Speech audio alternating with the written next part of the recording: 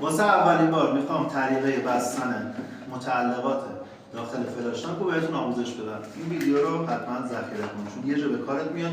فلاش تانک گرفتی خودت میتونی داخل خونه به راحتی ببندیش. داخل فلاش تانک چند تا حصه وجود داره.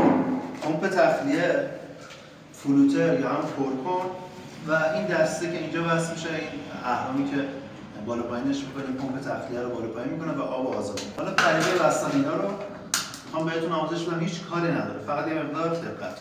این داخل فلاش تانک چی نیست. نگاه کن.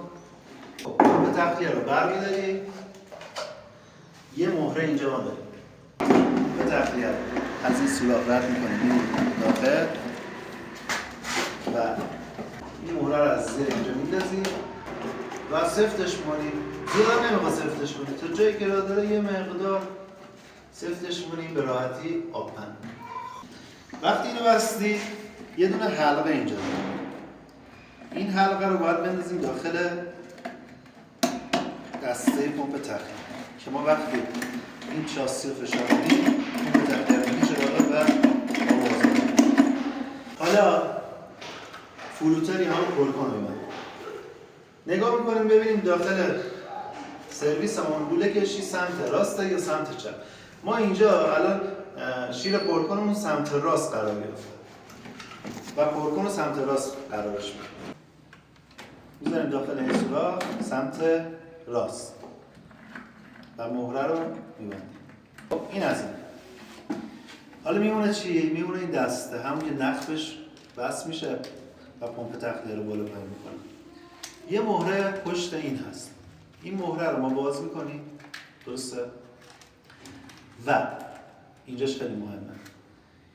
اینجا از اینجا این دسته رو از داخل این قطعه میدیم داخل و از اینجا میدیمش از سوراخ میدیمش بیرون و مهره رو از پشت میبندیم به راحتی. خیلی راحت، هیچ کاری نداره، فقط ذخیره‌اش کن چون امکان داره یادت بره یه جا به کارت میاد. خب اینجا بستیم. الان با این دسته کار میکنه، شاسی روی خود فلاش تانک. این از نحوه بستن فلاش تانک. حالا نحوه نصب فلاش تانک هم توی پست‌های بعدی داخل پیج هست. بیا حتما یه چرخی بزن، نصب فلاش تانک هم داخل پیج من گذاشتم. اوکی؟